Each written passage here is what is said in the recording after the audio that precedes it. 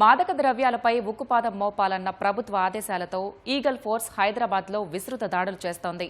ఈ మేరకు గంజాయి తీసుకుని ఇబ్బంది కలిగిస్తున్నారన్న ఫిర్యాదులు రావడంతో హైదరాబాద్ నాంపల్లి పబ్లిక్ గార్డెన్స్ పరిసరాల్లో ఈగల్ ఫోర్స్ పోలీసులు ఆకస్మిక దాడులు చేశారు. ఆయా ప్రాంతాల్లో పలువురికి డ్రగ్స్ పరీక్షలు నిర్వహించగా అర్బాజ్ బాక్లీ, హసన్ బిన్, నోమన్ ఖాన్, శక్తి తరుణ్, గంగేష్ కుమార్కి పాజిటివ్గా తేలింది. ఈ ఐదుగురిని అదుపులోకి తీసుకుని ఎర్రగడ్డ మానసిక చికిత్సాలయానికి తరలించారు. హైదరాబాద్లో పాన్ షాపుల ద్వారా గంజాయి సరఫరా అవుతున్నట్టు ఫిర్యాదులు అందగా జగద్గిరిగుట్టలోని పాన్ షాపుల్లో తనిఖీలు చేపట్టారు. గంజాయి విక్రయిస్తున్నారనే ఆరోపణలపై షేక్ అహ్మద్, షేక్ అవీజుద్దీన్ని అరెస్ట్ చేశారు. గంజాయి స్వీకరిస్తున్న మరో 8 మందిని అదుపులోకి తీసుకున్నారు.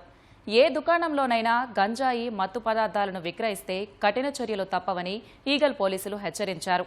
డ్రగ్స్, గంజాయి వంటి మత్తు పదార్థాల సమాచారం తెలిస్తే టోల్ ఫ్రీ నెంబర్ 1908కి సమాచారం ఇవ్వాలని సూచించారు.